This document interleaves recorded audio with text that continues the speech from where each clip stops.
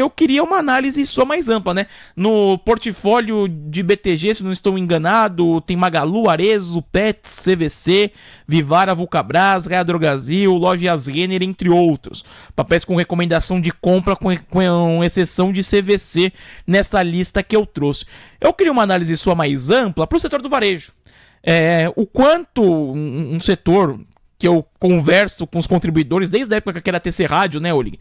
Amassado por conta da pandemia, e que o investidor, ele vê um respiro e já pensa que já é uma mudança radical no varejo.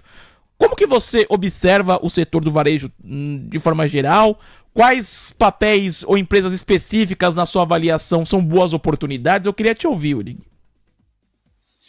Bom, então, de uma maneira geral, é importante a gente pensar que dentro do varejo você tem vários subgrupos ali dentro, né? Você tem, a gente pode chamar aqui de o essencial e o não essencial, tentar desenhar dessa forma. E aí dentro do essencial você tem tanto o premium quanto o mais uma classe e renda mais baixa, e também no não essencial da mesma forma, né? Tem alguns subgrupos que a gente pode olhar. De uma maneira geral, né, que até o relatório do BTG trouxe muito isso, os preços-alvos eles foram revisitados, principalmente por aumento de custo de capital. E aí eles atualizaram os modelos, aumentando as taxas de desconto por conta dos juros pelos contratos futuros, né, maiores. Então, naturalmente, isso impacta o financiamento das companhias e, ao mesmo tempo, aumenta a taxa de desconto dos modelos dos analistas. Então, há essa revisão de preços-alvo por conta disso. Só que um ponto interessante desse relatório é justamente pensar que o setor como um todo sofreu muito no cenário de aumento de juros, né? E aí, quando você pensa varejo, naturalmente você está lidando com um giro maior, né? Um giro mais alto. E aí, quando você tem uma menor disponibilidade de crédito, é comum pensar que você tem um consumo menor, né? E aí esse consumo menor reduz, né, impacta a economia através das principais companhias que operam ali dentro desse segmento. Porém, apesar disso ter acontecido, um sinal interessante é que o pior talvez já tenha passado. E aí o BTG tem projeções bastante interessantes para o setor de varejo como um todo, inclusive até trouxe alguns nomes que me surpreenderam, como por exemplo Petz, com uma recomendação de compra, que ali claramente há um ponto de inflexão da operação da Petz. E aí você pensa, mais varejo do que Petz, impossível, né? São lojas gigantescas, com muitas miudezas, e você tem uma escala bastante grande nas regiões que a Petz atua, e aí a sensibilidade do bolso ali do consumidor acaba sendo testada com um pouco mais de facilidade, principalmente porque ali no negócio da Petz você tem um número grande de itens que não são essenciais, né? A gente pode dizer que ração e vacina seja essencial para quem tem pet, mas olhando de uma maneira geral, a maior parte dos itens não são essenciais. Então, essa reaceleração das vendas é algo interessante e que a gente precisa, inclusive, monitorar através dos same-store sales, por exemplo, da Petz, que cai consecutivamente há muitos trimestres, e a gente vai poder, enfim, validar na prática se isso de fato que o BTG trouxe, se é uma tendência positiva, tá? Agora, quando a gente olha, por exemplo, para Arezzo, é um nome que a gente sempre comenta aqui, que é um vestuário de alta renda, né? E aí, além da discussão micro que a gente tem da fusão com a própria Soma, e enfim, todas as sinergias que podem ser extraídas desse negócio, a gente tem também uma discussão importante sobre repasse de preço e, ao mesmo tempo, aumento de volume, que é algo que estava deixando a desejar um pouco na Arezzo ao longo dos últimos tempos, tá? E isso me parece que está sendo normalizado, tá? E por fim, tem um nome que eu queria destacar aqui, também para a gente não falar sobre todos, que é a Lojas Renner, tá? Que o BTG ele tem um call ali, de certa forma, até meio contrarian, tá?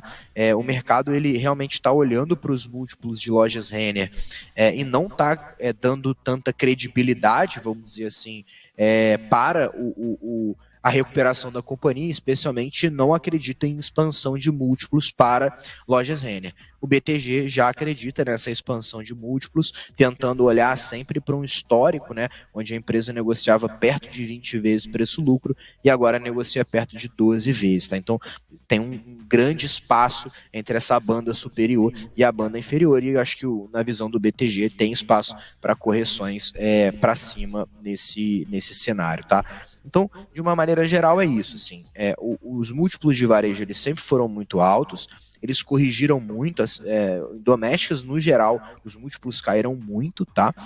No cenário de aumento de juros, e agora com o cenário de queda de juros, os fundamentos dessas empresas começam a mostrar sinais de recuperação. Aí a dúvida é, você compra múltiplo amassado e leva até a média, ou você, enfim, vai fazer algum tipo de análise adicional para tentar entender se não é mais possível pagar esse nível de múltiplo que as empresas já negociaram. Acho que aí está o grande prêmio. E na minha visão, muitos múltiplos não voltarão a ser o que era antes, tá?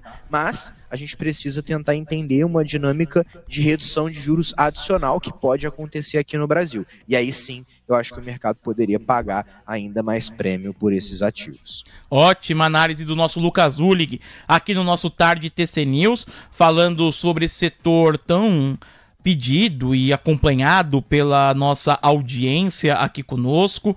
Um salve também pro Renato, pro José, o Ecláudio, que também pedindo aqui a análise do dia de hoje para a Qualicorp. Muita gente mandando mensagens e dúvidas aqui com o nosso Lucas Ulick. O Ike Grafista também comentando aqui, respondendo a dúvidas da nossa audiência. Ele que é o nosso comentarista mascarado. Ó, passamos os 1.300 likes. Vamos buscar aqui 1.400 no dia de hoje, para bater essa meta do nosso Tarde TC News. Daqui a pouquinho, 4 horas, tem o ajuste do dólar. Daniel Araújo, em instantes, estará conosco no Tarde TC News para poder comentar sobre esse dia. Ô Lig, eu queria trazer aqui, né, o Thiago X-Trader, nosso espectador, mandou um superchat. No finzinho do almoço de negócio, a gente traz aqui no Tarde TC News, porque não deu tempo durante o programa do Vini Custódio. Ele querendo uma análise, o Lig, de Gol e Americanas. Olha só, hein? O Thiago X-Trader falou, já podemos falar de Gol em R$2 e Americanas em R$1?